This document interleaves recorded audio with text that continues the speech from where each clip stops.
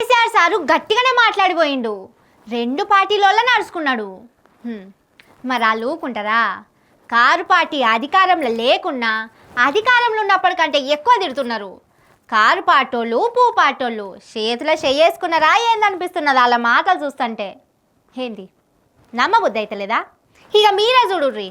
నిన్న ఇట్లా కేసీఆర్ సార్ మాట్లాడు అయిపోయిందో లేదో అట్లా మంత్రులందరూ బయటకు వచ్చిండ్రు. సభకు పబ్లికే రాలేదట.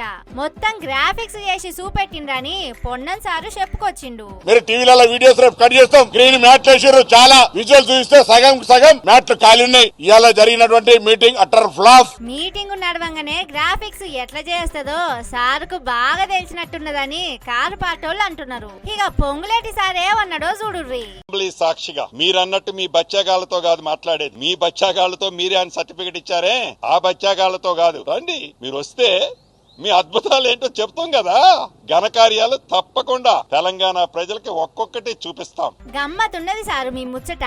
మీరు ఒకటేసారి ఎమ్మెల్యేగా గెలిచిన సీనియర్ లీడర్ అయితిరి. పాపం వాళ్ళందరూ 7-8 సార్ల రికార్డు మెజార్టీలతో గెలిచిన బచ్చాగాళ్ళాయే.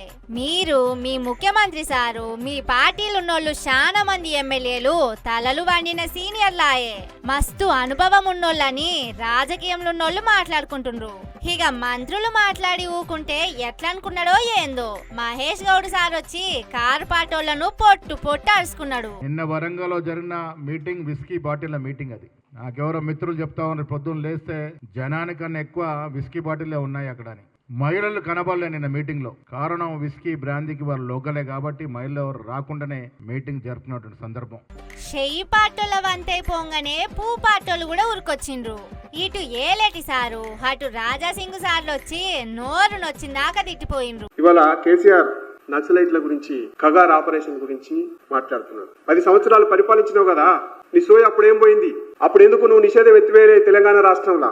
అప్పుడు నక్సలైట్లు లేరా? అరాచకం లేదా?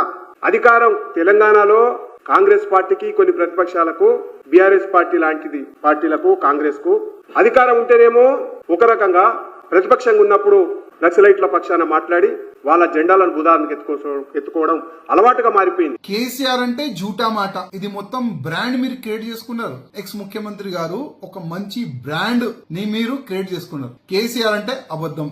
ఆ విధంగా ఒక మంచి బ్రాండ్ మీరు తీసుకున్నారు. ఎక్స్ ముఖ్యమంత్రి గారు, నేను అసెంబ్లీ సాక్షిగా ఒక మాట అడిగిన, అసలు కేంద్రం నుంచి ఎన్ని నిధులు వచ్చినాయి ఏదైనా హిసాబ్ చెప్తారా? వైట్ పేపర్ డిక్లేర్ చేస్తారా? అంటే మీరే అసెంబ్లీ సాక్షిగా కూడా అబద్ధం మాట్లాడినారు. 0 వచ్చింది అని అప్పుడు కూడా మీరు అన్నారు. అంటే మీ సమయంలో 10 సంవత్సరాలు 10 లక్షల కోట్ల రూపాయలు కేంద్రం నుంచి వచ్చింది. మన తెలంగాణ ఇవాళ డెవలప్మెంట్ అయిందంటే అది కేంద్రం వల్లనే. డబుల్ ఇంజన్ గవర్నమెంట్ వస్తేనే తెలంగాణ బాగుపడుతుంది. కానీ దురదృష్టం మా వాళ్ళు కరెక్ట్ లేదు. లేకపోతే ఎప్పుడో మా గవర్నమెంట్ వచ్చేది. కానీ ఏం బాధ లేదు. ఇవన్నీ ఒక ఎత్తు అయితే ఇంకో దిక్కు సోషల్ మీడియాలో ఇంకో కథ నడిచింది. ప్లాస్టిక్ డబ్బాల నీళ్ళు ఇస్తారా అని ఒకలు, లక్షల మంది వచ్చిన మీటింగులా ఇద్దరికి చక్కెర వచ్చి పడిపోయినరని ఇంకొకలు. రెండు పార్టీలోళ్ళు నిన్న మాపడి సంధి ఇదే పనిలున్నారు పోర్రి.